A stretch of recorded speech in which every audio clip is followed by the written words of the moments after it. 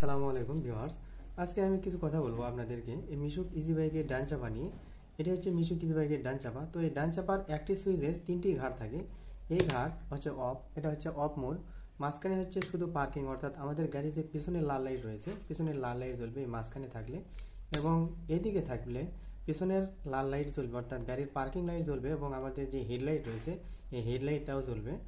তো এই সুইচের তার থাকবে মোট 4টি, এরকম একটি সকেট পাবেন, এবং তার থাকবে 4টি। এই 4টি তারের মধ্যে আমাদের একটি ইনপুট রয়েছে এবং বাকি 3টি আউটপুট রয়েছে। একটি ইনপুট, এই ইনপুটটা আমাদেরকে বের করতে হবে যে কোনটা আমাদের নির্দিষ্ট ইনপুট, বাকি 3টা আমাদের আউটপুট। এটা আমাদেরকে খুঁজে বের করতে হবে। তো চলুন এখন আমরা বের করব। তো আমি মাল্টিমিটার নিয়েছি, মাল্টিমিটারের নব X1 কিন্তু সিলেক্ট করে নিয়েছি। তো আমি যে কোনো একটা ইনপুট হিসেবে ধরে নিচ্ছি।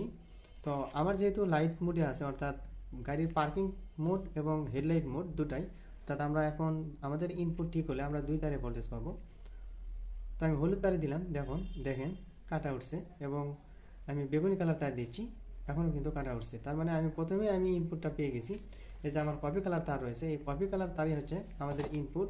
এই কপি কালার তার থেকে এই কপি কালার তার আমাদের ইনপুট হয়েছে, এবং হলুদ কালার, বেগুনি কালার এবং যে লাল কালার তার রয়েছে এই 3টা আমাদের আউটপুট। তো লাল কালার তার আমাদের ব্যবহার করতে হয় না, এই 3টা আমাদের ব্যবহার হয়। তো লাল কালারটা আমাদের প্রয়োজন হয় না। এই কপি কালারটা আমাদের ইনপুট, বেগুনি এবং হলুদ এই দুটো আমাদের আউটপুট।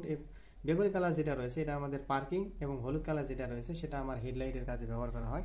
তো এরকম নিত্য নতুন ভিডিও পাওয়ার জন্য চ্যানেলটিকে সাবস্ক্রাইব করবেন, এবং ভিডিওটি ভালো লাগলে লাইক এবং শেয়ার করতে ভুলবেন না। আজকের ভিডিও এই পর্যন্তই। ভালো থাকবেন, সুস্থ থাকবেন। আসসালামু আলাইকুম।